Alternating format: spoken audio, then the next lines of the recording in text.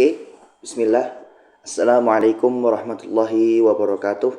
Bismillah, alhamdulillah, wassalatu wassalamu ala sayyidina rasulillah wa ala alihi wa sahbihi wa mawalah.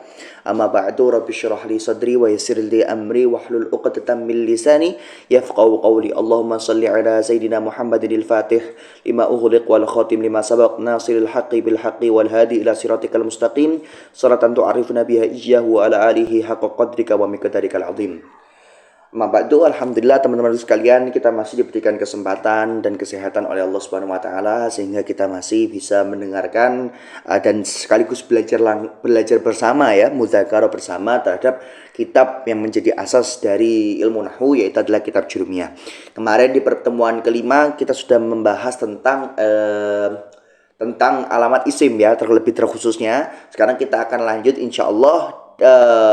Ada sedikit tanda isim yang ingin Anda jelaskan dan nanti juga sampai ke bab i'rab. Tapi nggak benar-benar sampai tuntas, tapi nanti ada beberapa hal yang Anda ingin singgung seperti itu ya. Oke, kita mulai dulu. Bismillahirrahmanirrahim. Qala al-musannifu rahimahullahu taala wa nafa'ana bihi wa bi'ulumihi wa bi'ulumikum fid dharain amin. Nah, apa yang Anda mau bahas sekarang adalah ibaratnya, yaitu adalah wa hurufil qasam. Ya Pak, wa hurufil qasam. Nah, wa hurufil qasam ya, di sini kita coba fakul ibarah atau kita meneliti i'rabnya. Sebenarnya dibacanya itu kalau di matan, yang misalnya antum punya kitab matan ya, yang itu ada berharokat, itu sebenarnya dibaca hurufu atau hurufi sih. Karena nanti antum akan lihat bahwasanya di lafadz ini ada nas yang memang mengatakan itu hurufu, ada yang mengatakan hurufi. Maka nanti yang benar yang mana? Nah, gini ya. Nah, yang pertama, dia bisa dibaca rofa, maka dibaca hurufu. Kalau misalnya dia dia dibaca rofa, maka dia menjadi apa? Kan di sini kan ada huruf fau, maka dia ma'tuf, ya kan? Ma'tuf alaihnya mana?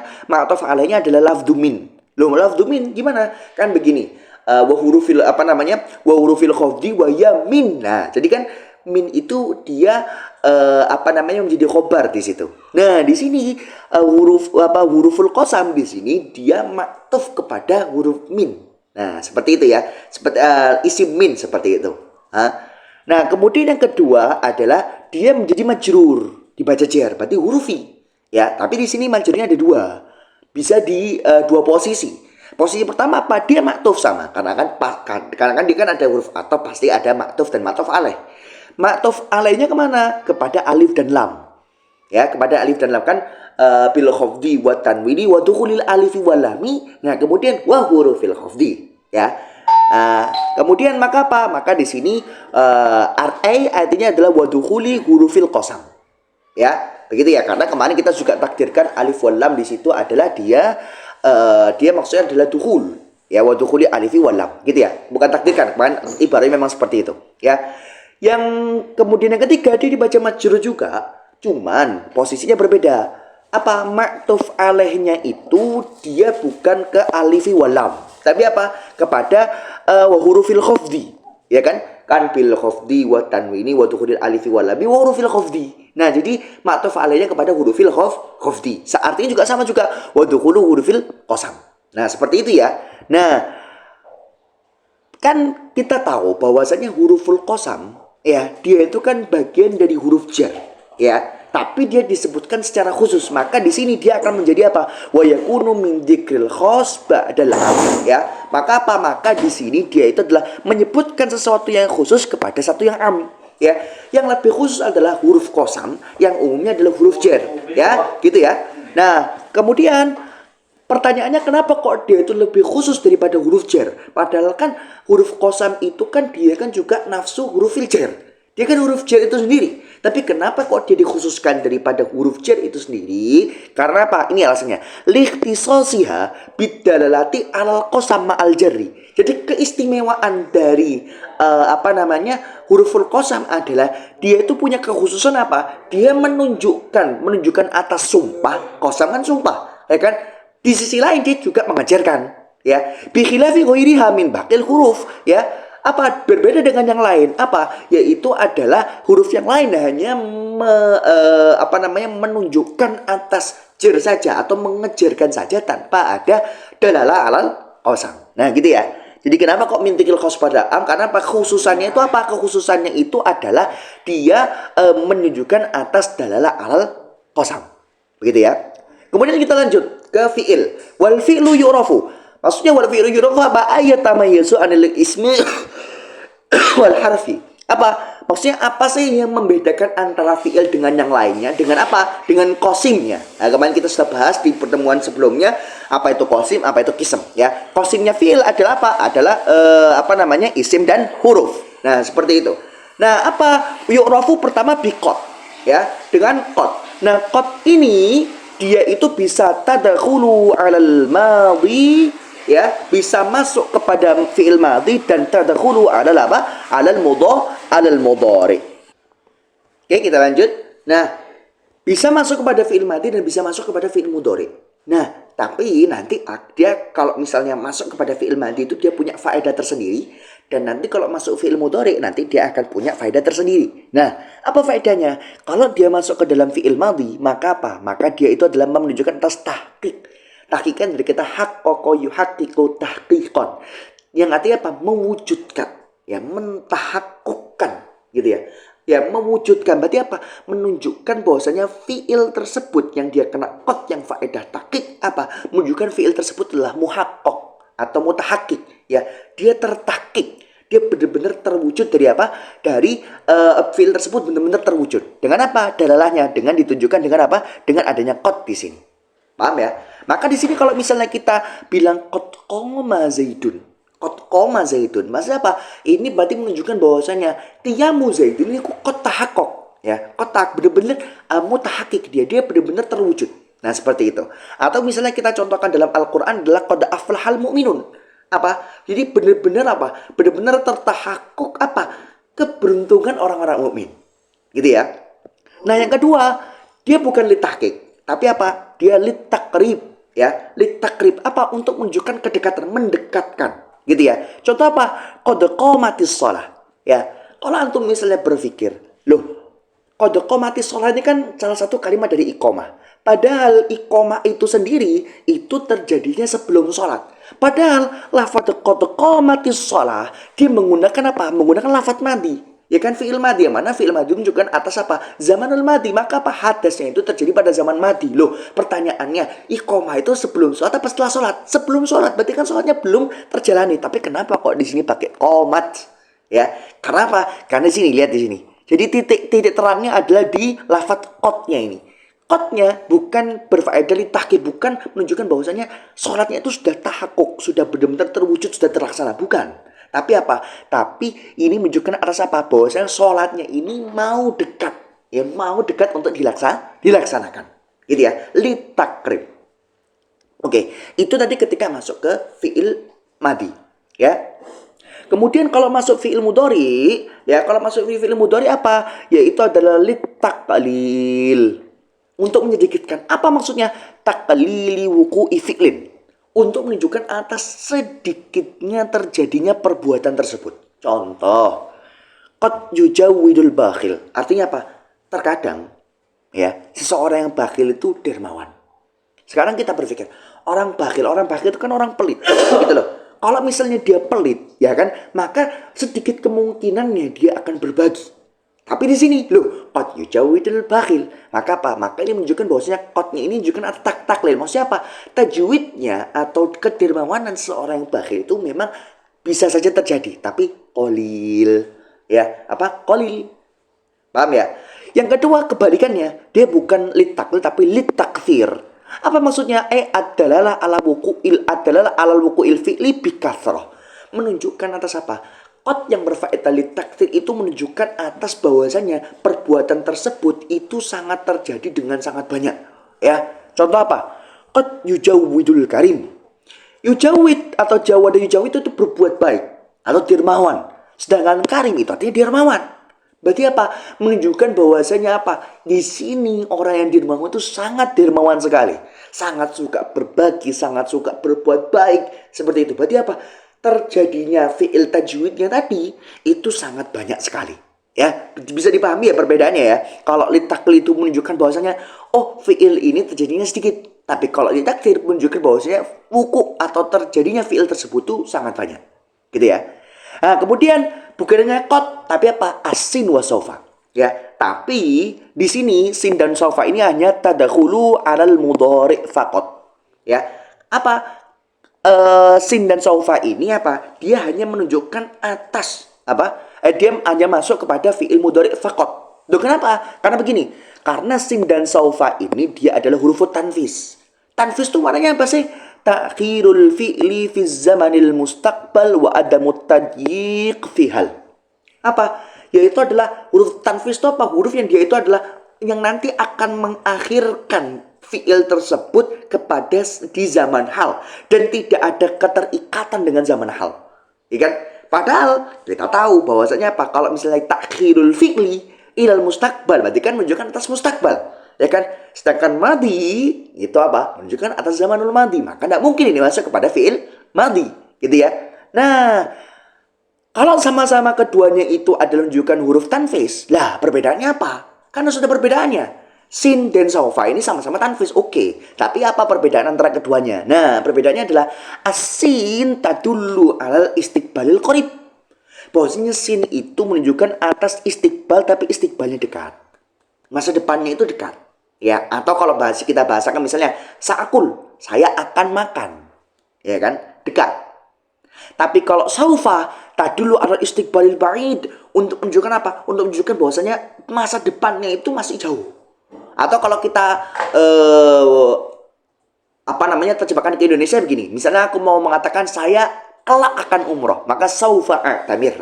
Maka kelak, kalau kita bahasakan ke Indonesia, kelak aku akan umroh. Nah gitu ya. Jadi bisa dibedakan ya mustaqbal qarib sama mustaqbal ba'id. Nah sekarang misalnya kita tahu bahwasanya dia akan aktar tanfisan. Bahwasanya huruf saufa ya itu dia apa? Dia adalah Dia itu lebih tanfis. Maksudnya apa? Lebih takhir banget karena kan istiqbalnya masih baik. Ya kan? Lah, pertanyaannya kok bisa? Ya, sin itu hanya menunjukkan yang qarib tapi saufa bisa menunjukkan yang baik. Ya, kok bisa saufa itu bisa aktar tanfisan minal sin? Ya, jawabannya apa? Li'anna ziyadatul bina tadullu ala ziyadatil makna. Apa? Ziyadatul bina tadullu ala ziyadatil makna. Jadi bangunan atau misalnya susunan huruf, susunan kalimat tersebut dalam huruf itu menunjukkan atas ziyadatul makna. Jadi semakin bertambah huruf yang membangun si kalimat tersebut, maka akan lebih menunjukkan atas tambahan makna. Contoh gini, ya gampangnya aja sin dan sofa. Sin itu kan cuma sin begini kan, cuma huruf sin begini, ya. Huruf sin saja, hanya satu huruf saja. Sedangkan sofa lihat, dia ada 3 huruf, ada sin, ada waw, ada fa. Dia lebih banyak, ya. Ziyadatul binanya banyak. Maka ketika dia ada ziyadatul bina, maka tadullu ala ziyadatil makna. Semakin banyak bangunan yang membangun kalimat tersebut, maka akan semakin banyak juga yang maknanya juga akan ada tambahan dari segi maknanya. Gitu ya. Itu yang ke berapa? Yang kedua dan ketiga. Yang keempat adalah ta'ut ta'nis. Taknis ini dia hanya tadakhulu al fi'lil madhi. Ya ini madhi ya, fi'il madhi faqat. Ya. Dia itu masuknya kepada fi'il madhi saja. Ya contoh qomat hindun. Qomat hindun. Ya kan? Di fi'il mudhari enggak ada yang akhirnya itu dia berupa apa? Tak tanis. Ya, tak tanis yang sakinah. Ya, tak tanis yang sakinah. Yang mana tak tanis sakinah ini bukan dia menjadi nafsul fa'il, bukan. Ya. Kalau misalnya antum mengatakan qomat ini menjadi fa'il, bukan.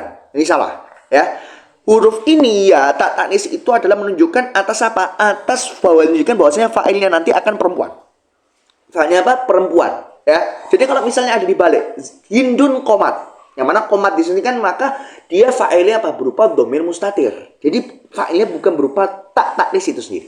Ya, itu adalah keterangan tentang alamatul fi'li. Ya, alamatul fi'li. Nah, sekarang berarti apa? Berarti kalau kita bisa ringkas keterangannya adalah bahwasanya alamatul fi'li allati dzakaraha al-musannif. Beberapa tanda yang disebutkan oleh musannif di mana? Di di kitab Al-Jurumiyah itu kita bisa simpulkan begini. Ada 3, dibagi 3. Apa? Ada masytaraka bainal madhi wal mudhari. Maksudnya apa? Dia itu intinya bisa masuk kepada madhi dan mudhari. Apa? Qad. Ya kan? Kalau tadi kan kita sudah bilang bahwa bisa masuk ke madi dan bisa masuk ke mudhari. Ada yang ma'ukhtussa bil mudhari. Ada yang memang itu terkhusus untuk mudhari saja. Gak akan bisa masuk ke fi'il madhi. Apa? Sin dan saufa. Dan ada yang dia itu makhtassa bil madhi. Ada yang terkhusus untuk fi'il madhi apa? Yaitu ta'annya sakinah. Loh, kalau antum berpikir, kayaknya kurang satu deh. Fi'il kan ada berapa? Ada 3. Madhi, mudhari, apa satunya? Amar. Lihat, syuf. Musannif tidak menyebutkan apa? Alamatul amri. Ya. Alamatul fi'il amri. Apa? Apa namanya? Fi'il amr itu tandanya apa? Kan nggak disebutin. Ya kan? Maka ada pertanyaan, maladhi apa yang dia itu terkhusus untuk dengan fi'il amr? Apa? Tanda khusus yang memang dia itu untuk fi'il amr. Ya kan? Kalau fi'il madhi sendiri ada, fi'il mudhari sendiri ada. Ada dia masuk kedua-duanya bisa. Sekarang fi'il amr kan nggak disebutkan sama sekali. Ya, maka apa? Maka jawabannya adalah ada 2. Ya, yang pertama adalah dalalatu ala thalab. Bahwasanya fi'il amr tandanya adalah dia menunjukkan atas thalab. Ya, atas meminta, ya, atas menuntut. Itu dalalnya. Itu adalah alamat pertamanya atau hal terkhusus atau tanda terkhusus untuk apa? Untuk amr. Yang kedua adalah qabuluhu ya al mukhatabah. Apa? Bahwasanya fi'il amr itu bisa menerima ya mukhatabah. Contoh idribi, unsur, unsura, unsuru, unsuri. Ya, atau dia bisa menerima nun taukid. Idribanna. Jadi asalnya idrib tapi dia ketambahan nun di belakang, ya yang ini adalah nun taukid takilah, maka jadi idribanna. Gitu ya, idribanna. Nah, sekarang misalnya antum tanya lagi loh. Kenapa? Kan tadi kan kita tanyanya apa? Tanyanya ada kalau misalnya apa tanda fi'il madhi ada, fi'il mudhari ada, terus fi'il amr apa tandanya? Kita sudah jawab. Sekarang pertanyaan yang kedua adalah limadza lam yadhkur ma ukhtussa bil amr, ya. Ya. Atau ma ikhtassa bil amr apa? Apa yang dia itu kenapa kok musannif itu tidak menyebutkan alamat yang menunjukkan atas amr? Ya kan? Mudhari tandanya disebutkan. Fi'il madhi tandanya disebutkan. Bahkan ada yang bisa masuk keduanya. Tapi kenapa kok tandanya fi'il amr itu tidak disebutkan oleh musannif yaitu Ibnu Ajurum di dalam kitab beliau? Ya kan? Maka al-jawab ihtimalan. Maka jawabnya itu akan ada 2 kemungkinan. Kemungkinan pertama Allah tarkaha li usriha alal mubtadi. Bahwasanya apa? Kenapa sih Syekh itu nggak menyebutkan apa? Nggak menyebutkan apa namanya tanda fi'il amr? Karena apa? Karena itu sulit bagi mubtadi. Karena apa? Kitab Jurumiyah ini memang disusun untuk apa? Untuk mubtadi, bukan untuk muntahi. Ya kan? Maka susah. Kenapa kok susah? Bisa babi annaha murakkabatun min syai'aini. Karena apa? Karena fi'il amr itu dia akan tersusun dari 2 hal. 2 hal maksudnya apa? Dia bisa dalalatu ala thalab, ya, dan juga apa? Qabuluhu ya al mukhatabah atau nun taukid. Ya, jadi sulit seperti itu. Atau yang kedua adalah apa? Li'annahu jara ala madhhabil kufiyina al-qaila bi anal fi'la qisman madin wa mudhari wal amru qit'atun minal mudhari. Atau kemungkinan kedua adalah bahwasanya musannif Ibnu Ajurum ini mengikuti terhadap mazhabnya ulama Kufah. Loh, emang apa mazhab ulama Kufah? Ulama Kufah mengatakan ya bahwasanya fi'il itu cuma 2, bukan 3. Apa? Fi'il madhi dan fi'il mudhari. Lah terus amar apa? Amar itu adalah qit'atun minal mudhari. Ya, dia adalah potongan dari mudhari atau dia terbentuk dari mudhari'nya. Nah, seperti itu ya. Jadi ada 2 ihtimal kenapa kok Syekh Ibnu Ajurum ini kenapa nggak menyebutkan ma ukhtussa bil amr. Ya, sesuatu yang terkhusus untuk amr. Ya, padahal kan madhi disebutin, mudhari disebutin, dan yang masuk ke dua-duanya juga disebutin. Tapi kenapa kok itu? Karena pertama, karena kitab ini disusun oleh mubtadi dan tanda amr ini sulit, gitu ya. Sulit untuk mubtadi. Atau yang kedua, memang dari awal Syekh Ibnu Ajurum itu memang berpendapat bahwa fi'il itu cuma 2. Fi'il madhi dan fi'il mudhari. Fi'il amr itu dia adalah dicetak dari fi'il mudhari. Nah, seperti itu ya. Nah, kemudian yang terakhir untuk dalalah yang terakhir, tanda yang terakhir adalah tandanya huruf. Ya, huruf juga punya tanda. Wal harfu ma la yasluhu ma'ahu dalilul ismi wala dalilul fi'li. Huruf itu apa sih? Kalimat lang la yasluh. Di sini ada huruf la. La ini apa? La-nya linnafi. Ya, linnafi kan berarti kan meniadakan, menafikan. Pertanyaannya menafikan apa? Lihat kalimat setelahnya. Yasluh. Maka apa? Maka di sini adalah menafikan sholah, ya, menafikan kepantasan dia. Berarti apa? Artinya kalimat yang tidak pantas, atau nanti kita bahasakan sebagai ada musolahiyah, ya. Dia tidak pantas itu apa? Tidak pantas untuk bersama si huruf tadi, kembali ke ma, dalilul ismi wala dalilul fi'li. Dia tidak pantas untuk dia kena kepada alamatul ismi wala alamatul fi'li. Maka apa? Maka kita katakan bahwasanya alamatul harfi yaitu adalah ada musolahiyatihi li dalilil ismi wala dalilil fi'li. Tanda isim, tanda huruf itu apa? Dia tidak pantas untuk kemasukan apa? Kepada dalil atau alamat isim dan apa? Alamat fi'il. Nah, seperti itu. Maka kita katakan bahwasanya alamatul harfi adami. Bahwasanya tanda isim tanda huruf itu dia adalah sesuatu yang adami, ketiadaan. Ya, jadi bukan huruf itu tidak mempunyai tanda, bukan. Tapi apa? Tandanya itu adalah sesuatu yang ketiadaan. Suatu ketiadaan tersebut. Nah, sebenarnya nanti karena mungkin dari antum mungkin yang lihat ada yang levelnya muntahi, antum bisa syuf nanti dilihat di kitab Hasyiah bin Najah. Di situ memang ada sedikit iskal di situ. Tapi anak nggak mau sebutkan karena memang Hasyiah bin Najah itu memang untuk kitab yang muntahi. Ya, kita muntahi dan memang perlu untuk punya asas dulu untuk membahas tersebut. Tapi kalau antum yang lihat video ini sudah muntahi, silakan antum lihat. Nanti di situ memang ada iskal tentang masalah alamatul huruf itu adami, dan apakah adami itu bisa menjadi alamat bagi yang wujudi. Nah, tapi itu nanti aja.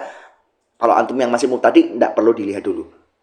Ya. Nah, sekarang kita masuk ke dalam bab pertama dalam ilmu nahwu. Babul i'rab. Ya, babul i'rab, ya, di sini dia adalah umul bab, teman-teman sekalian. Apa? Jadi bahasanya itu umul bab, ya, ibunya bab, gitu ya, seperti itu ya. Jadi yang pentingnya bab. Karena apa? Karena salah satu kita bisa melihat bahwasanya maudhu'nya, bahkan masuk di takrifnya apa? Bahwasanya apa? Maudhu'nya ilmu nahwu itu adalah al kalimah min haitsul apa?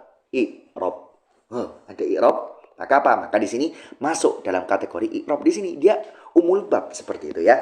Nah, sekarang kita mau fakul ibarah dari ibarah babul i'rab. Ya, babul i'rab teman-teman sekalian ya, tersusun dari dua lafaz. Pertama adalah huruf kalimat al-bab ya, kalimat al-bab, kemudian kalimat apa? Al-i'rab ya. Bab dan al-i'rab. Sekarang kita bahas bab dulu. Bab itu nanti secara lughatan. Apa sih bab secara bahasa? Bab secara bahasa adalah ma yudkhalu minhu ila ghairihi. Sesuatu yang dijadikan tempat masuk darinya kepada yang lain. Jadi kalau antum bisa membayangkan ya, pintu. Bab itu kan bisa kita artikan pintu. Pintu itu apa sih? Pintu itu adalah sesuatu yang mana dia dijadikan tempat masuk dari dia kepada sesuatu yang lain. Pintu ini menjadi tempat masuk, ya. Ya, yang mana dari pintu ini nanti akan masuk kepada yang lainnya, apa? Masuk ke dalam rumah. Nah, seperti itu ya. Ma yudkhalu minhu ila ghairi. Tapi secara istilah apa? Alfadun maksusatun dallatun, ini dallatun ya. Dallatun ala ma'anin maksusoh. Apa? Lafaz-lafaz terkhusus yang menunjukkan atas makna-makna terkhusus juga. Nah, sebenarnya untuk lafaz secara istilah ini kenapa kok disebut dengan alfadun maksusoh? Nah, ini nanti perlu untuk nanti pembahasan lain. Ya, nanti ini mungkin Ana akan jelaskan di akhir-akhir pertemuan tentang bab itu kenapa kok disebut dengan al-fadhul maksusoh. Karena nanti kalau ini mungkin sekedar faedah saja ya, bahwasanya nanti ada namanya ihtimalat asab, ya, al-ihtimalat asab. Ya, memang ini yang disusun oleh As-Sayyid Al-Imam Al-Jurjani, seperti itu. Dan nanti ada yang lebih rojinya, tapi nggak perlu Ana bahas dulu, kita fokus kepada pembahasan kita yaitu i'rab. Nah, bab sekarang. Babul i'rab. Ya, sebenarnya teman-temanku sekalian, bab di sini kan kalau kita lihat kan dia dibaca rofa, ya kan, dibaca rofa. Nah, sebenarnya dia itu bisa diirobi selain rofa. Apa? Dia bisa dibaca rofa, dibaca nasab, dan akan dibaca jar. Lu kok bisa? Nah, sekarang kita fakul ibarah. Kita kok bisa? Dia itu dibaca babu, bisa dibaca baba, bisa dibaca babi, gitu ya. Maka kita lihat sekarang marfu, ya, dibaca rofa. Kalau misalnya dia dibaca rofa, maka nanti ada dua kemungkinan. Pertama adalah dia menjadi khobarul mubtada al-mahdhuf. Dia tarkibnya atau kedudukannya dia menjadi apa? Menjadi khobar. Khobar dari siapa? Khobar dari mubtada. Mana mubtadanya? Mahdhuf. Apa takdirnya adalah hada babul i'rab. ya. Jadi babnya di sini dia itu menjadi khobar, ya. Sedangkan hadanya di sini dia menjadi mubtada yang mahdhuf. Seperti itu, ya. Atau kemungkinan yang kedua dia bukan menjadi khobar, tapi dia menjadi mubtada. Dari khobarnya yang dibuang. Kalau yang pertama tadi mubtada dia menjadi khobar, yang mana mubtada dibuang. Sekarang dia menjadi mubtada, khobarnya yang dibuang. Maka bagaimana takdirnya? Babul i'rab hadza mahalluhu. Ya, babul i'rab hadza mahalluhu. Maka jumlah hadza mahalluhu dia menjadi khobar jumlah dari mubtada, yaitu adalah babul i'rab. Yang dibuang adalah khobarnya. Kok tadi yang dibuang adalah mubtadanya, karena dia posisinya menjadi khobar. Sekarang posisinya menjadi apa? Mubtada. Seperti itu ya. Nah, kemudian yang kedua, dia mansub. Dia dibaca nasab. Loh, kok bisa dibaca nasab? Dia menjadi apa? Dia menjadi maf'ul bih. Yang mana maf'ul bih berarti kan dari fi'il. Fi'ilnya mana? Fi'ilnya mahdhuf juga. Takdirnya gimana? Takdirnya adalah iqra atau ta'allam babal i'rab. Nah, jadi lafaz iqra atau lafaz ta'allam ini dia dibuang. Ya, dia dibuang, menyisakan maf'ulnya saja. Nah, seperti itu ya. Kemudian yang ketiga, dia bisa dibaca majrur, bisa dibaca jar. Loh, kok bisa? Dia apa? Namanya jar kan, majrur kan pasti ada jar. Sesuatu yang mengajarkan dia. Siapa yang mengajarkan dia? Huruf. Hurufnya mana? Mahdhuf. Sama, dibuang juga. Apa? Takdirnya adalah undur fi babil i'rab. Ya, jadi fi di sini ya itu dibuang, bahkan bukan hanya fi-nya saja, tapi apa? Tapi dia membuang juga muta'alaqnya. Membuang apa? Muta'alaq itu lafaz undur. Ambilnya si huruf jari ini. Gitu ya. Ya, atau muta'alaq bukan ambil ya. Muta'alaq dari si huruf jari ini, ya. Tapi ya. Famana ahul jumhur. Tapi apa? Yang dibaca seperti ini tuh jumhur ulama melarang. Kenapa kok jumhur ulama melarang? Li'annal jarra la ya'malu mahdhufan. Ya, illa syudzudan. Ya, bahwasanya jar itu tidak beramal. Ya, al-jar ya yang mengejarkan itu tidak beramal secara mahdhuf. Ketika jar ya yang mengejarkan. Ketika yang mengejarkan itu dibuang, maka dia nggak beramal. Tapi di sini ada qaid illa syudzudan. Ya, memang ada sedikit doang, langka lah bahasa gitu ya. Langka syadz. Ya, jar itu bisa beramal walaupun dia dibuang. Nah, seperti itu ya. Nah, sekarang misalnya ada yang tanya, loh, yang lebih aula yang mana? Yang lebih afdol yang mana? Apakah lebih afdol dibaca rofa atau lebih afdol dibaca nasab? Apakah lebih afdol dibaca jar? Nah, jawabannya adalah ar-raf'u. Loh, kenapa? Ya kan, kalau kita meroji kan pasti kan ada alasannya. Kenapa kok ini lebih roji daripada yang lainnya? Kenapa? Alasannya adalah li'anna fihi ibqa'u ahadi ruknail isnad. Apa? Alasannya adalah ketika kita membaca rofa, dia itu masih menetapkan ibqa, menetapkan salah satu dari rukun isnad. Maksudnya gimana gini?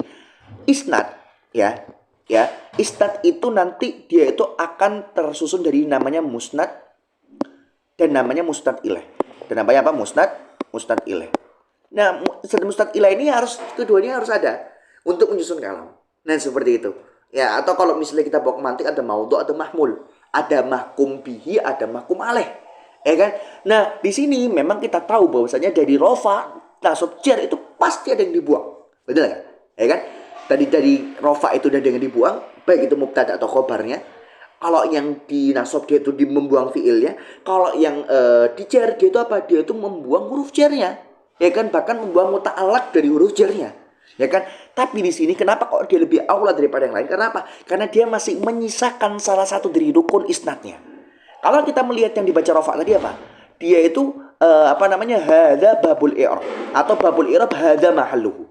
Yang mana kita tahu bahwasanya musnad ilaih itu adalah mubtada'nya, ya, adalah mubtada'nya, dan musnadnya adalah khobar, ya, atau mahkum alaihnya adalah mubtada dan mahkum bihnya adalah khobar.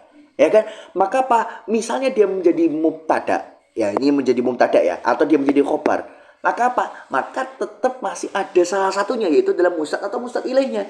Meskipun musnad atau musnad ilaih yang lain itu dibuang, berarti kan tetap ada salah satu rukun dari isnad tersebut. Gitu ya. Nah, kemudian urutannya itu rofa dulu yang lebih aula. Setelah rofa apa? Nasab. Loh, kenapa nasab? Karena apa? Karena memang di sini memang dia musnad dan musnad ilaih sudah dibuang. Maksudnya adalah mahkum bihi dan mahkum alaih dibuang, tapi di sini ada maf'ulnya tersebut. Ada satu yang fadlah lah bahasanya seperti itu ya. Ya. Wa yalihi anasbu wa at'afuha itu adalah jar. Dan yang paling dhaaf ya, dan yang paling rendah atau yang paling lemah itu adalah ketika dibaca jar, gitu ya. Intinya adalah bahwasanya kenapa kok rofa itu lebih kuat, karena Pak mustad dia itu walaupun mustad dan mustad ilaihnya salah satu yang dibuang, dia tetap masih ada satu, ya minimal satu tetap, ya. Yang satunya dibuang oke lah, ya. Makanya itu yang menjadikan dia itu lebih apa, lebih sempurna atau lebih apa ya, lebih afdol, lebih aula daripada yang lain. Nah sob dua-duanya dibuang, mahkum bihi dan mahkum alaihnya, ya menyisakan maf'ulnya saja, maf'ul bihnya. Kalau jar malah dia membuang huruf jarnya, bahkan bukan membuang huruf jarnya, membuang muta'alaknya juga, gitu ya. Nah kemudian lanjut. Nah sekarang ke lafadz al-i'rab. Nah sekarang ke lafadz al-i'rab. I'rab itu dia punya takrif secara lugawi dan istilahi. Secara lugat apa? Al-ibanah. Al-ibanah itu al-idhar, menunjukkan, ya. Ya menunjukkan atau at-taghyir, perubahan. Ya, atau merubah seperti itu ya. Merubah. Secara istilah begini. Idza utliqa al-i'rab wa yuradu minhu tiga. Jadi begini, ketika i'rab itu dia diitlak, dia diucapkan, maka nanti bisa muncul tiga makna yang berbeda. Pertama adalah ijra'ul qawaid an-nahwiyah alal kalimat al-arabiyyah. Apa? Yang pertama, makna dari i'rab itu adalah menjalankan atau mempraktekkan, bahasa bisa seperti itu ya. Menjalankan atau mempraktekkan kaidah-kaidah nahwu kepada kalimat-kalimat Arabiah. Contoh misalnya, mungkin anak contohkan lebih gampangnya adalah kalau antum yang pernah pondok di salaf, itu antum pernah belajar ngi'robi. Tolong di'irobi ja'a Zaidun misalnya, ya kan? Ja'a fi'lun madin mabniun 'alal fathi la mahalla lahu minal i'rab. Zaidun fa'ilun marfu'un wa 'alamatu raf'i kada. Nah, seperti itu ya. Nah, di sini kita kalau bahasa gampang adalah menjalankan kaidah-kaidah nahwu kepada kalimat bahasa Arabnya langsung. Jadi kayak ngi'robi gitu loh, bahasanya gitu ya. Yang takrif yang pertama, gitu ya. Kalau kita misalnya lebih ke dakik lagi, qawaid itu kan jamak dari kaidah. Dari kaidah adalah al-qadiyah, al-kulliyah, al-muntabiqah ala jami'i juz'iyati maudu'iha bi qiyasi sahlil usul. Kaidahnya contohnya apa? Kullu fa'il marfu. Kullu fa'il apa? Marfu. Setiap fa'il itu pasti marfu. Kita praktekkan dalam kalimat Arabiah. Contoh Zaidun. Zaidun di sini dia adalah fa'il, dia menjadi fa'il. Ya kan? Zaidun fa'il. Zaidun fi qaulika ja'a Zaidun fa'il. Wa kullu fa'ilin marfu, fa Zaidun marfu. Nah, gitu ya kalau kita ijra secara mantiknya seperti itu. Ya kan, kalau bahasa gampang ya kayak di pondok-pondok ngi'robi seperti itu, ya. Kemudian yang kedua adalah bahwasanya i'rab itu adalah dimaksudkan adalah amrun lafzi. Loh, pertanyaannya maksudnya apa nih? Kok i'rab itu dimaksudkan sebagai amrun lafzi? Nah, nanti untuk penjelasan lebih lanjutnya kita nanti di bawah ada pembahasannya, memang akan membantu antum untuk memahami ibarah ini. Ya, amrun lafzi. Ketika i'rab itu yang dimaksudkan adalah amrun lafzi, maka dia punya dua takrif. Apa? Atharun dhahirun aw muqaddarun yajlibuhul amil akhiral ismi. Apa? I'rab ketika ditakrifkan sebagai amrun lafzi, maka apa? Dia menjadi atharun dhahir, sebagai tanda atau bekas kalau bahasa dia, atau kita gampangnya tanda lah. Tanda yang dhahir atau dia itu tanda yang muqaddar, dari mana ini dituntut oleh amilnya. Yang mana tanda tersebut berada di mana? Berada di akhir isim. Ya. Atau mengikuti takrif yang kedua, maji'a bihi li bayani muqtadul amil, sesuatu yang didatangkan. Dan ini nanti adalah menjadi athar, ya. Jadi dalam artian tanda atau sesuatu yang dia didatangkan untuk apa? Untuk libayani muqtadil i'rab. I'rab itu maunya apa sih? Ya. Amil tersebut ya, kok i'rab. Amil itu menuntut apa sih? Ya. Amil itu pengennya apa? Gitu loh, ya. Maka ketika amil itu pengennya apa, dijelaskan dengan sesuatu tersebut. Ya. Kalau misalnya kita artikan i'rab itu adalah amrun ma'nawi, maka apa? Maka dia adalah seperti takrif yang ada di mana? Ada di kitab Jurumiyah, yaitu taghyiru awakhiril kalim li ikhtilafil awamil dakhilati 'alaiha lafdhan aw takdiran. Nah, supaya lebih jelas lagi penjelasan ini, ada sesuatu hal yang Anda mau kasih tahu ke antum. Apa? Ini, penting ini. Al-kalimah qabla kauniha fi jumlah aw fi kalam laisat mu'rabbah wala mabniyah. Kalimat, ya, sebelum dia itu berada di dalam jumlah atau berada di dalam satu kalam, maka apa? Dia itu tidak dihukumi dengan mu'rab atau mabni, atau tidak dihukumi i'rab dan i'rab dan bina. Contoh, misal lafadz Zaidun bas ya, tanpa ada kata-kata ja'a atau fi'il atau apapun. Zaidun bas, Zaidun doang ya. Zaidun di sini dia tidak ada ja'anya. Maka apa? Maka di sini kita nggak bisa kita bilang ngomong ja'a Zaidun dun, enggak. Karena apa? Karena nanti dia posisinya mauquf namanya ya. Ketika kalimat itu sebelum berada di kalam dan tidak ada amil di situ, benar-benar satu kalimat doang, ini mauquf ya. Maka nanti diharapkan dengan sukun. Tidak di-i'rabi sama sekali, tidak dihukumi dengan i'rab dan tidak dihukumi dengan bina. Gitu ya. Atau tidak dihukumi mu'rab atau tidak dihukumi mabni. Gitu loh. Baru ketika misalnya kita letakkan amil, contoh ja'a. Ya, ja'a ini amil. Apa amalnya atau tuntutannya apa? Ya lubu fa'ilan. Dia butuh atau menuntut adanya fa'il. Maka apa? Di sini adalah lafaz Zaidun. Maka Zaidun di sini menjadi apa? Menjadi fa'il dari si ja'a. Ya, maka di sini ja'a menjadi amil dan Zaidun menjadi ma'mul. Paham? Gitu ya. Nah, kemudian di sini kita mau bahas ke takrifnya tadi. Apa hubungannya kalimat tadi dengan yang mau kita bahas tadi tentang takrif? Begini, idza dhahabta annal i'rab amrun lafzi falafdhu Zaidun. Nah, gini maksudnya. Ketika antum mengikuti pendapat bahwasanya i'rab itu amrun lafzi, kalau i'rab itu amrun lafzi berarti antara antum mengikuti tarif pertama atau tarif kedua. Sebenarnya sama aja ini ya. Hampir-hampir sama. Jadi seperti itu ya. Maka pak lafaz Zaidun di sini, misalnya ada lafaz ja'a Zaidun ya. Nah, di sini kan jadi fa'il ya. Maka yang disebut dengan i'rab itu apa? Kalau antum mengikuti bahwasanya i'rab itu adalah amrun lafzi, maka apa? Maka tanwin ini yang dia itu menjadi i'rabnya. Yang disebut dengan i'rab itu ini, tanwinnya. Paham ya? Disebut dengan tanwinnya, gitu ya. Lah terus kalau misalnya kita mengikuti pendapat yang i'rab itu adalah amrun maknawi, bagaimana? Ya, idza dhahabta anna ala anna i'rab amrun maknawi fa Zaidun di sini bisa adalah ja'a Zaidun, dan kita mengikuti bahwasanya i'rab itu bukan amrun lafzi tapi amrun maknawi. Maka apa? Maka tanwin di sini dia bukan menjadi i'rabnya. Ya, tanwin di sini laisa i'raban lakin huwa alamah ala tadhhiri Zaidin minal mauquf ila mu'rab marfu.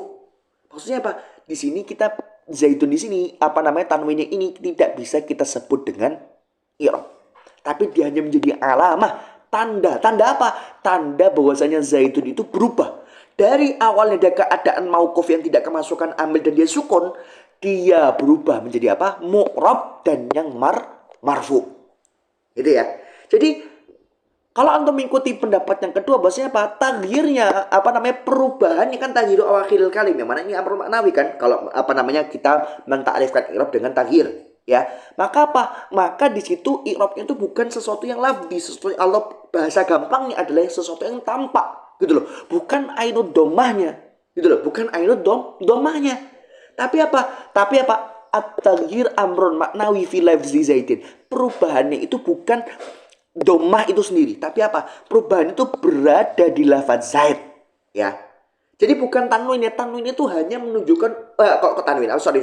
Bukan tanwin, domahnya. Afwan ya, tadi anak ke silap lidah bahwasanya domahnya ya. Domahnya itu bukan apa namanya menjadi i'rab itu sendiri, tapi apa? Dia menjadi tanda ya dari perubahan atau i'rab yang mana berupa taghyir. Yang mana taghyir ini amr maknawi, perubahan.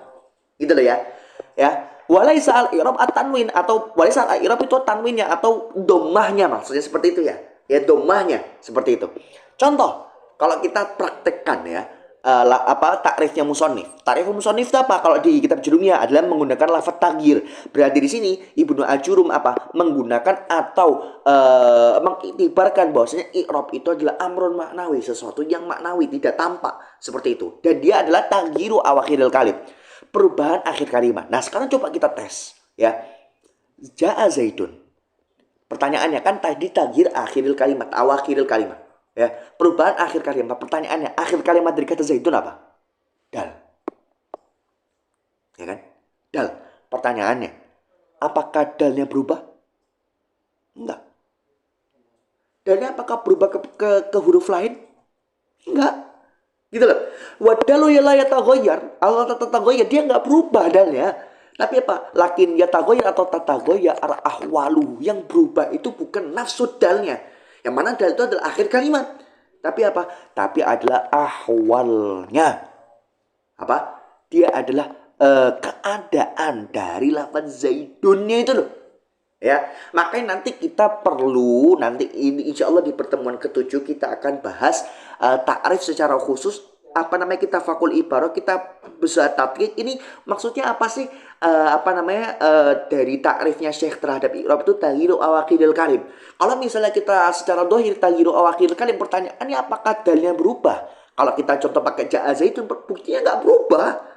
Ya kan, nggak berubah dalnya tetap huruf dal, tidak berubah menjadi jim, menjadi ro dan lain sebagainya, enggak, gitu loh. Maka nanti harus ada yang ditakdir di sini, berarti ada sesuatu atau lafaz yang dibuang dalam takrifnya Syekh di sini. Nah, gitu ya.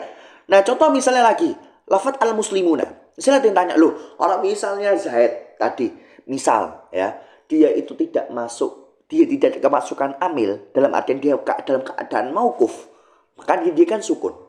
Ya kan, tidak di'rabilah. Sekarang kalau lafaz al-muslimuna dia nggak kemasukan amil ja'a misalnya, atau amil koma misalnya, tapi kan dia tetap dibaca muslimuna. Terus gimana wawunya? Ya, maka apa? Qabla majil amil, wawunya itu dalatun alal jam'i.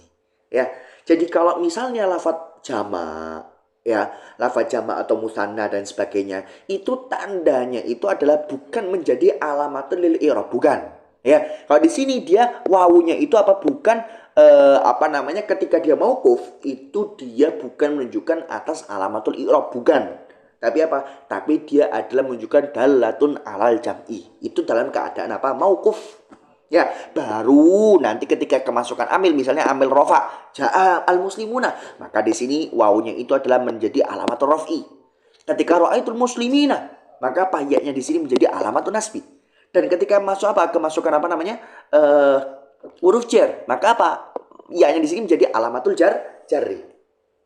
Maka apa? At-taghyir min dallatin ala jam'i ila taghyir dallatin ala alamatir raf'i an-nasbi wal khafdi. Apa? Bahwasanya adalah perubahannya di sini adalah yang awalnya ya atau wawu itu adalah menunjukkan atas jamak, ya, ketika dia kemasukan amil, ya, dalam artian bukan, ya, dalam keadaan bukan mauquf, itu apa? Dia menunjukkan atas menjadi alamatul raf'i khusus wawu atau alamatul nasbi wal khafdi untuk ya. Nah, seperti itu ya. Insya Allah begitu teman-temanku sekalian untuk pertemuan kali ini. Insya Allah untuk besok kita akan lebih mendalami lagi tentang takrifnya Syekh. Ya, kita yang sudah tahu bahwasanya di sini i'rab itu sebenarnya ada dua pengertian, ada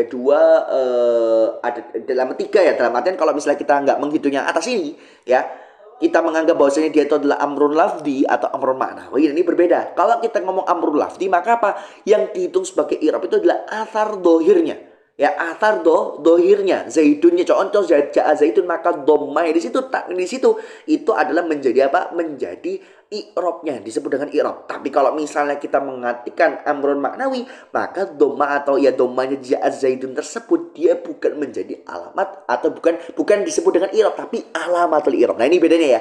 Gampangnya apa?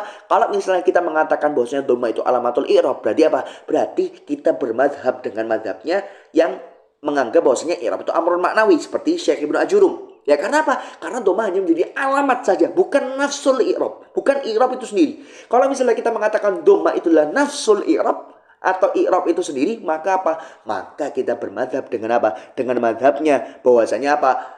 I'rab itu amrun lafdi, maka yang disebut dengan i'rab itu adalah athar dohirnya atau yang muqaddarnya atau maji'a bihi li bayani muqtadal amil. Ya. Jadi dia menjelaskan apa yang diminta oleh amil, apa yang dituntut oleh amil, dan dijelaskan oleh dia. Oh, ini loh, ya. Amilnya minta rofa, berarti apa? Ya sudah, i'rabnya sendiri itu apa? Rofa itu sendiri apa? Dhammah. Ya, bukan dhammah itu menjadi alamatul raf'i, bukan.